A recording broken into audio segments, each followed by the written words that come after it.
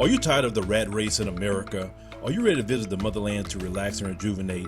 Are you ready to explore all that Africa has to offer? Then check out the brand new Diversified Game Academy course, Prepare for My First Trip to Africa. Are you worried about being able to afford the trip? We got you. We will show you how to travel either on a budget or as a baller. Learn how to stress the value of the USD.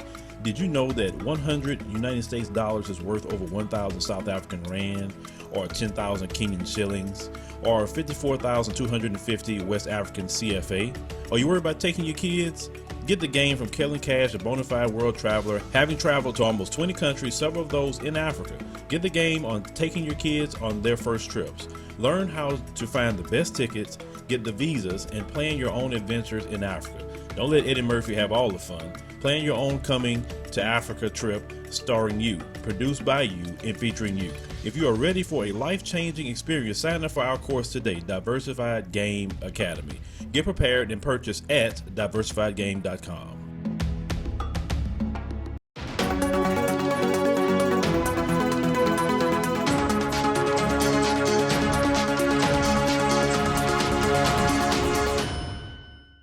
Hello fam, welcome back to the African Diaspora News Insider. I am Wongel Zelalem bringing you the story.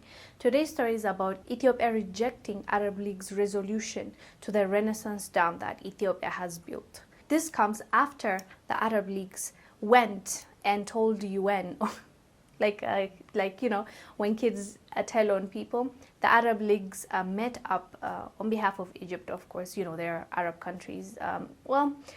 They're African, Egypt is African. Egypt is found in the northern part of Africa.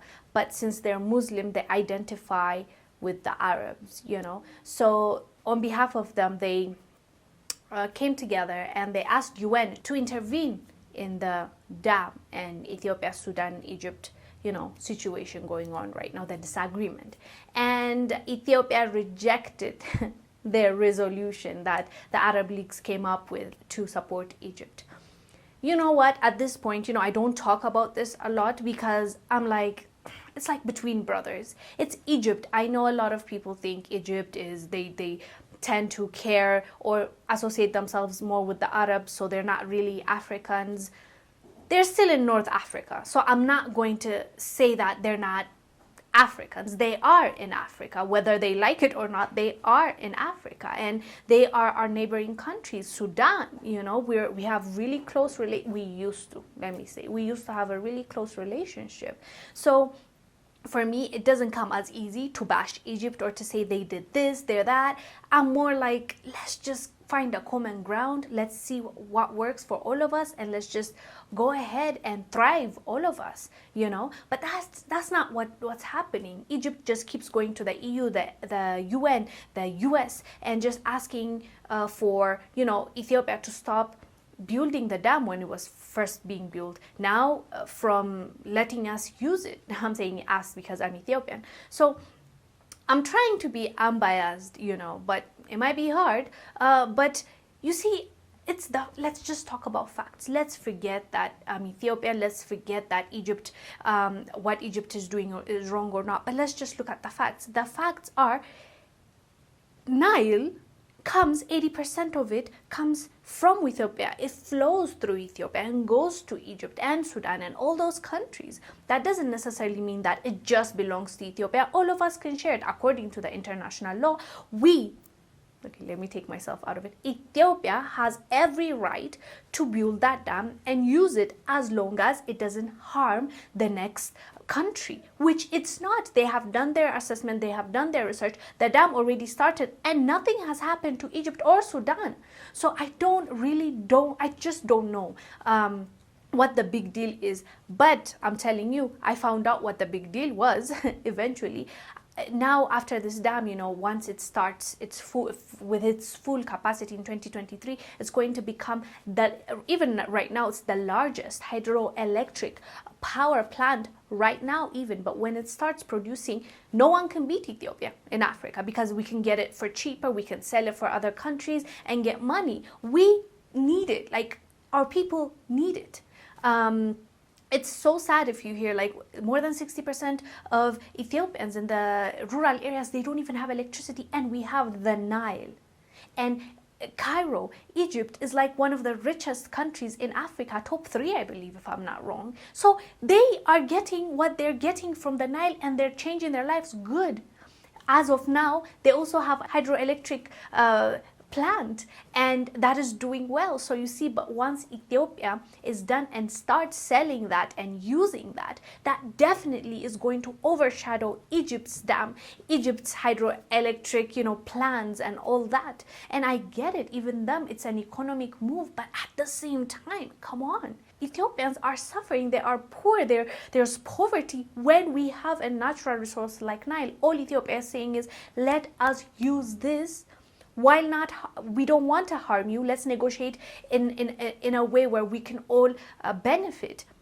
But then they keep saying, if you've seen the mainstream media, they keep saying Ethiopia keeps walking out of the agreements, Ethiopia keeps walking out. Yes, they have to take off and say, this is not the deal for me, because of the deals that they are bringing to the table. Everybody's pressuring Ethiopia to make that decision. And two of the things that they keep pushing on Ethiopia is, you fill the dam in 20-30 years. You use the dam as per what we tell you.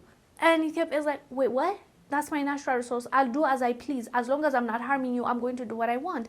And they are not allowing that. So that's the main issue, because the Ethiopians and the Egypts and the Sudans can't agree. Sudan was on Egypt's side for the longest time. Now they are on Egypt's after that meeting, the Sudan, military transitional government that's still in power. I might remind you that he should have now given it to a democratic party, but no. So he went there, they had their meeting, and now all of a sudden Ethiopia is the enemy. It's just really, really unfortunate. And I told you, I try to be unbiased, but at the same time, I know the poverty in my country. I know how much this hydroelectric power is going to help Ethiopia. And for them to just disregard what it can do. Like, isn't it US, UN, EU that keep telling us, you need to get out of the poverty line, let's give you aid. They're okay in giving us money, but us, when we're trying to do it on our own and building a dam that we built with billions of dollars in donations from Ethiopians all over the world, us, when we try to do it our own way, with our own resources, now it's a big issue and we need to stop. Either they want us to be dependent or not, and it looks like they want us to be dependent. And the Arab Leagues, obviously, they are siding with Egypt. That's why they were telling UN on Ethiopia and telling them, yo, just meddle in and stop this from happening. But Ethiopia said, nope, I'm not going to do that. My people's lives and livelihoods depend on that, and I respect that. I can respect that. I'll always respect that decision. Anyways, guys, do let us know down below what your thoughts are about why the whole world is against Ethiopia and why they're trying to stop us from getting ourselves out of poverty. It's just counterproductive, in my opinion, forcing us to not use a dam that belongs to us, we built, and also the natural resource itself. 80%, that's majority, 80% of the Nile comes from Ethiopia. Anyways, guys, you do let us know down below. I am Wongel Zelalem bringing you the story. I will see you on the next one. Bye. In search of a financial opportunity to pay off student loans, a young Black American woman moves to South Korea to work. As the author, Bootsy W., recalls culture shock and fun adventures in a country far from home, she's also faced with anti-Black racism and featureism, quickly learning that white supremacy is practiced not only by whites, but by those that are categorized as people of color.